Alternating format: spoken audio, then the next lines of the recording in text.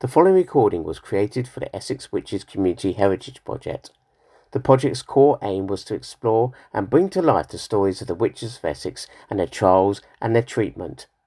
The project was supported by the Heritage Lottery Fund, the Essex Records Office, and performed by members of the Black Dog Theatre Creation. Ursley of St Osyth. Ursley was the first woman to be accused of witchcraft in St Osyth. This story was inspired by our research exploring the true stories of local people accused. This story was recorded and performed by members of our Black Dog Theatre Creation. The palms of his hands are turned backwards! The distraught cry from Davy Thurlow's mother echoed throughout the house as her baby son lay helpless. Please send for Ursley! Grace and Tom and John Thurlow were not well-off people, so they had to make do in these difficult times by calling upon Ursley Kemp. She had been practising as a healer, or what was known as a cunning body, for about a decade. You know how much I dislike that woman and her herbs and magical rituals. This must be some kind of bewitching, I swear! When Ursley arrived, she went to the boy's bedside and softly uttered, "Ah, good child, how art thou loaden?" She then left the room and went outside before returning and repeating the same line. "Ah, good child, how art thou loaden?" She did this 3 times, maybe to acknowledge the heavy load of the illness on Davy's body and attempting to transfer it to herself. "Ah, good child, how art thou loaden?" It's a classic treatment for bewitchment where I can cast a spell away from the house. The treatment seemed to work as the boy slept easy throughout the night. The next day, Grace bumped into Ursley in the street. He slept the whole night. He seems to be more peaceful. God be thanked. Aye, maybe it be God, or maybe not. I warrant thee it shall do well. Now, it's important to remember that Ursley too was not a very well-off lady. Indeed, what happened next indicates that she was thinking ahead to other medical services she could perform for the Thurlow family. Grace was about 6 months pregnant with her next child, and she was beginning to suffer from lameness as well. In those times, more rich families would take in keepers who would support the prospective mothers with their duties, as well as caring for them, praying with them, being their midwives, and then supporting the mothers after they had given birth. We simply don't have the funds to afford a team, but we could employ one person to take the strain from your bad legs and do duties, assist you at the birth, and do the thing which you ladies do, etc., etc. But something stopped her in asking Ursley. Maybe something had happened to put her off. Many people were wary of her ability to do magic, as it was seen as a dangerous gift. Would you want someone like that hanging about? Obviously, Ursley was rather disappointed when she found out that Grace had employed someone else. We were grateful for what you did. We just wanted someone a little more, a little less. People talk. We have our own employers to consider. The relationship between cunning magic and the Christian Trust is rather, well, confusing, shall we say.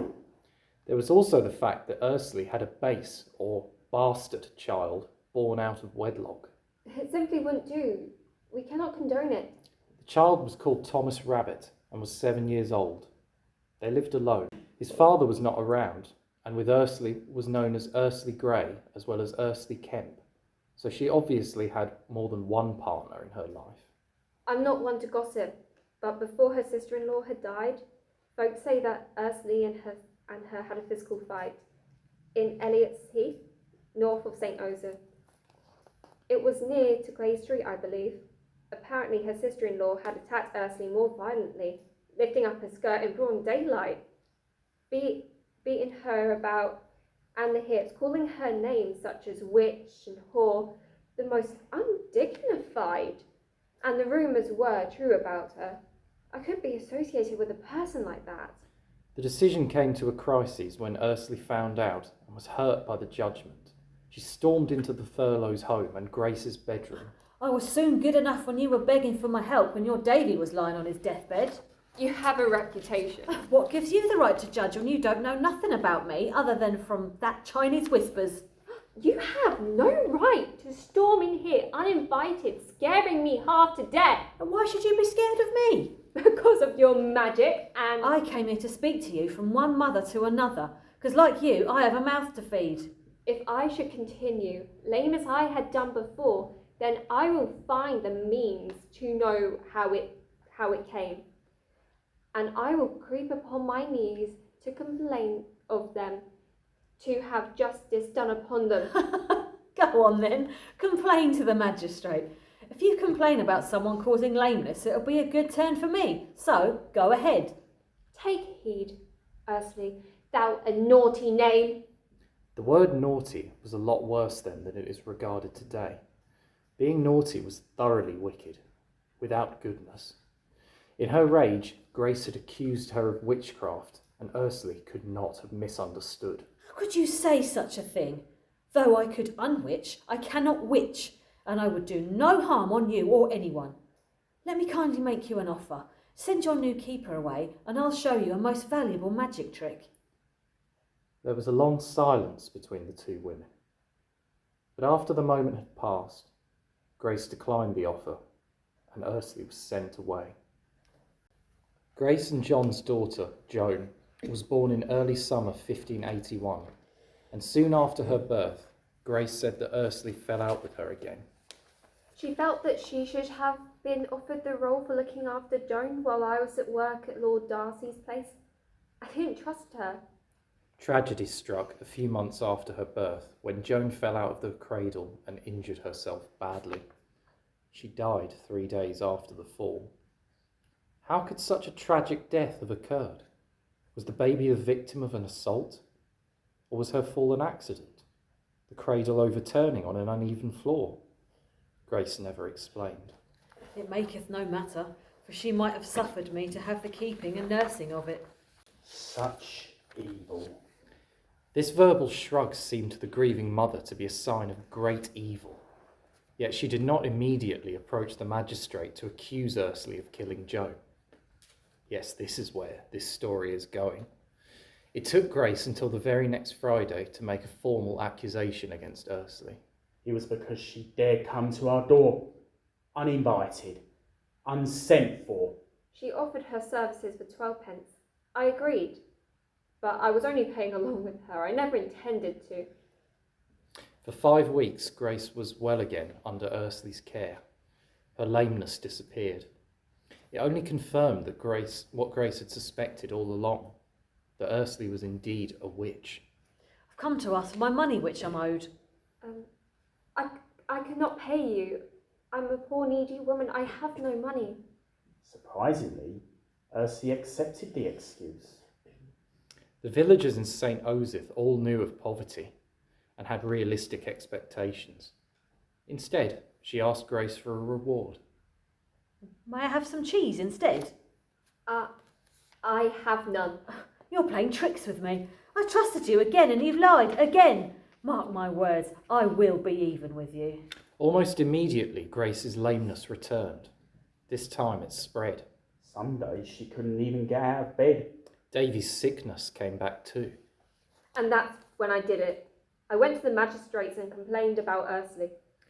Now, before we continue with the story, it should be pointed out that by speaking to the magistrate, Grace was taking a big risk. What if they didn't believe her? What if she started something that she couldn't finish? There were also other factors to consider. If at times she was unable to get out of bed, Grace would not have been able to go to work at Lord Darcy's house. That must have needed explaining, and employers back then were not very patient. Her lameness could have been due to arthritis. We do not know what her husband did for a living, but her income was certainly threatened by her ill health. So it could be argued that her accusations of witchcraft were started as a way of trying to provide an excuse for her absence. Even her final statements show her eagerness to pin Ursley's actions down to specific dates and times.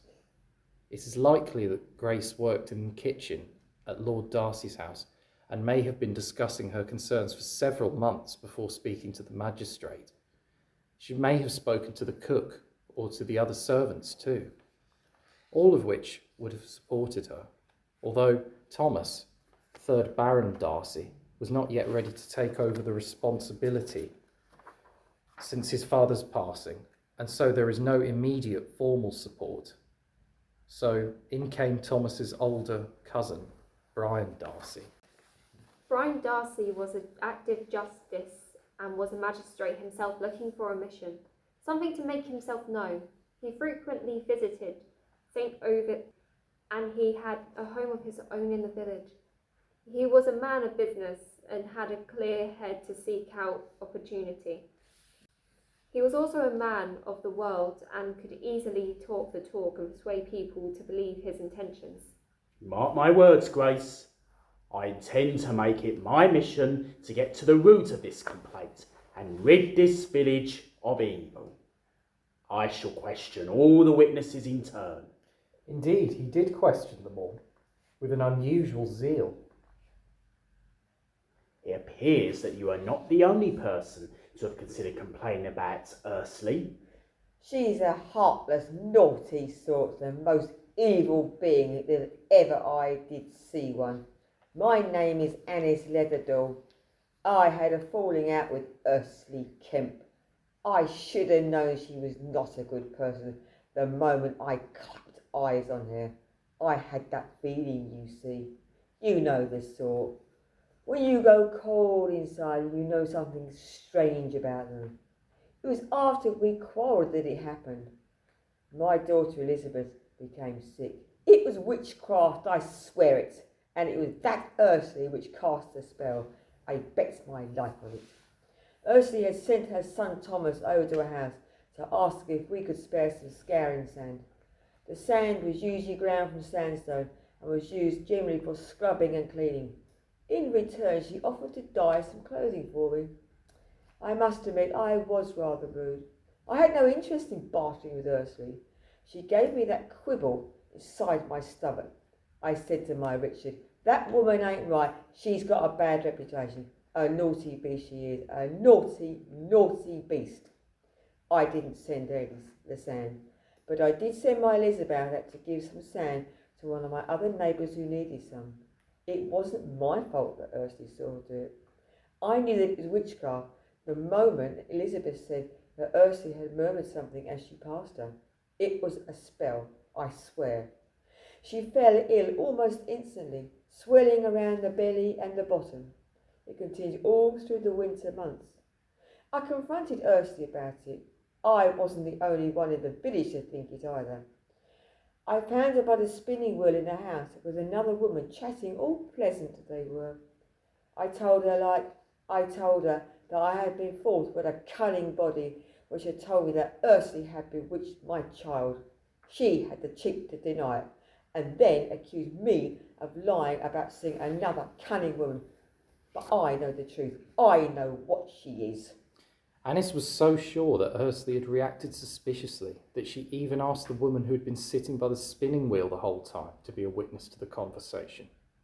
Although Annis had originally lied about seeking out a cunning body, the very next day she went to see Mother Radcliffe, who ministered to the child with her skill. Though Mother Radcliffe was pessimistic about being able to help her daughter, doubting it would do any good. Sadly, by the time that Ursley was put on trial, Elizabeth had died, but had she fallen victim of witchcraft? We don't know. Oh, don't stop there. There's more. Whilst I was taking Elizabeth to Mother Radcliffe's house, we passed Ursley's cottage. Each time we did, my Elizabeth would cry out and point at Ursley's window as if it was her who had bewitched her. I took note of everything she told me. Upon pausing the story for reflection, one must point out that Mother Radcliffe, whose Christian name we don't know, was also a mysterious figure.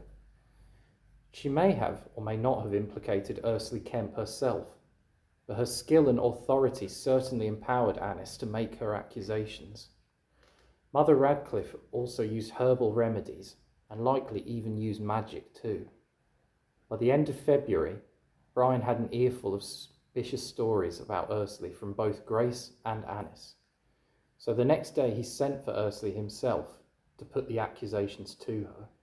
It was my duty as a magistrate, on receipt of an information about a crime, to interrogate the suspect and records their statement as an examination. As you can imagine, the prospect of questioning a witch immediately caught my attention. I was arrested and brought to that magistrate mister by the old constable. I don't mind admitting it frightened me to the bone. I knew he disapproved of me. I was marched out of my home in front of my boy. All the neighbours were watching me being taken up the long lane to St Clair's Hall. We arrived at Mr Darcy's home, where I was put inside this room and told to wait. I peered around the room. I ain't seen anything like it. Proper grand, with big rooms and tall ceilings and windows and lots of paintings and candles and books. And then they came in and questioned me over and over again for hours. The magistrate was there, and a secretary, and a clerk assistant with a funny moustache. There were a few other men that just sat there staring at me and snarling and grunting. The actual names of those present is missing from evidence. I kept stumbling over what I needed to say, and he kept asking the same questions like he didn't believe me. No one recorded the questions asked. No one would question the honour or a magistrate or true status of the record. Nor do we know what responses Ursula gave to the questions. They were scribed by the clerk standing between her and us. He may or may not have recorded what she said correctly, fairly and fully. Ursula's story was complex and could easily be misunderstood. The lady was in trouble with the law, and it is always easy for law enforcers to think that this is probably deserved. The clerks may have previous dealings or knowledge of Ursley, and aware of her having a naughty name and an illegitimate child. Finally, their opinion would have been affected by those pre-existing views. Anything Ursley said would have been heard through a background noise. They thought I was guilty even before they started questioning me. They wanted to tell them about my healing skills. What did you mean when you told Grace that you can unwitch people but cannot bewitch them? I tried telling them the secret of my spell against lameness. Is this the secret you promised to tell, Grace? I too had begun to be troubled by lameness in my bones, and I too had sought help from a cunning person, as I could not afford a physician. It was a consultant from Whitley. The cunning person was referred to as Cock's wife. And where is this woman now? She's dead now, I believe, sir. Ah, really? The Cock's wife diagnosed the problem as bewitchment, and her prescription was a magic one. She told me to gather up some hog's dung, and after that I was to pick some leaves of chervil, mix them with the dung, and hold this so-called medicine in my left hand. Left hand? That's right. I was to take out a knife with my right hand and prick the herby dung ball 3 times and then throw it in the fire. And after that, I was to use the same knife to make 3 stabs at the underside of a table, and the knife should be left stuck in the wood. And that's it? Not quite. Finally, I was to gather 3 leaves of sage and 3 of St John's wort, put them into ale and drink it first thing in the morning and last thing at night. And I suppose that cured you? It did, sir. You do realise that those exact same ingredients were found upon a suspected witch called Cecily Arnold at Barking? I did not know that. Is that right? I was just trying to use what I'd learned to help others, sir. I've helped Gray's wife and Page's wife to heal them from bewitchment the same as me. And you knew that bewitchment was the cause? Oh, most certainly, sir. And Grace? I helped her too. Sadly, some of Ursley's neighbours were moving to take their opinion upon her. A maleficent witch, a most cunning witch, deadly, dangerous, naughty. No one is talking of how you saved them. I'm a healer, sir. You're a witch. Admit it. Confess. One must begin with light and humorous matters, without a court clerk, and conceal one's desire to know all about it. Inquire whether their mother or father practiced this craft. It is also necessary, in order to get to the truth from those who are accused or suspected, that judges appear to have pity on them, and tell them it is not they, but the devil who forced and compelled them to cause people's death. So for this reason they are innocent. One of necessity admit that it is a vicious, praiseworthy, and necessary thing to lie in order to save an innocent person's life. In other terms, Brian believed that he was allowed to use misdirection to outright falsehood, so that his suspect is lulled into an illusion that they could trust him and tell him anything.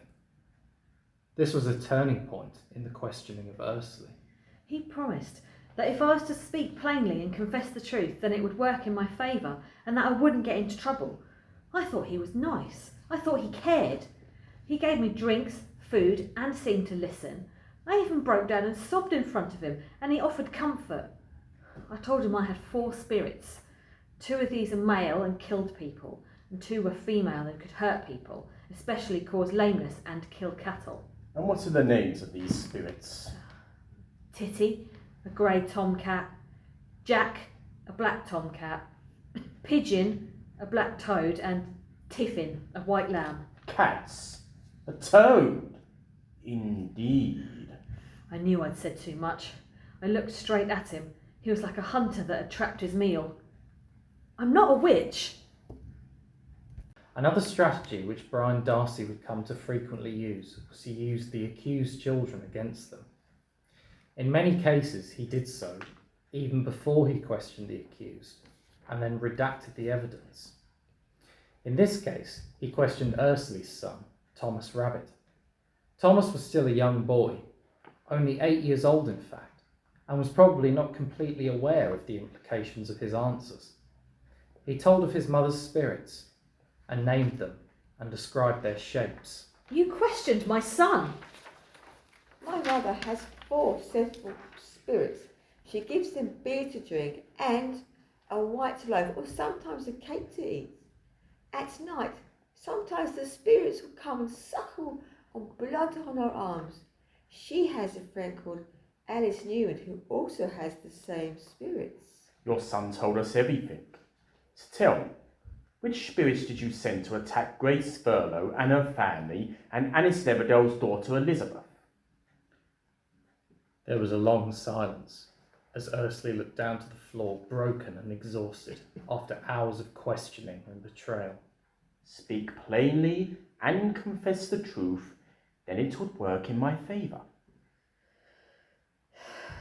Titty went to punish Grace and Pigeon to Elizabeth. Ursley had started accepting her questioner's premise that she was a wicked witch, and thus confessing what Brian had wanted to hear. She continued into more and more detail. Without asking any of her own free will. I am responsible for the death of my brother's wife after our argument on Elliot's Heath. I sent the spirit of Jack to kill her. I sent Tiffin the spirit unto Grace's child which laid in her cradle. I did it all. You killed my baby. Guilty. It was the confession which Brian Darcy wanted. However, in all the excitement, no one spotted the contradiction which was made. Earlier in her questioning, Ursley had said that the she-spirit Tiffin was not able to kill. Was it a minor slip or a contradiction? Brian Darcy went about his business, probably feasted upon a hearty supper surrounded by his family and servants. Ursley stewed alone in fear, imprisoned in a village lockup. After his meal, Brian recalled Ursley and the witnesses that he had assembled to hear him go over the evidence which he had collected. I was there. I was there too. Ursley wept and knelt, pleading for forgiveness. However, whilst Brian had been eating, Ursley had introduced a dramatic new refinement to her story. Instead of confirming what she herself had sent the spirits to harm her neighbour's children, she instead said that she had caused Newman's wife to send a spirit to both families. A clever trick it may have been. Alice Newman was her friend and neighbour and had featured in her son's evidence. Frustrated and rather confused, Brian closed the meeting. Ursley was returned to the lockup. The next day, Ursley requested to see me once more. She spilled out a series of more accusations against her friend Alice Newman. She was arrested and I questioned her at once.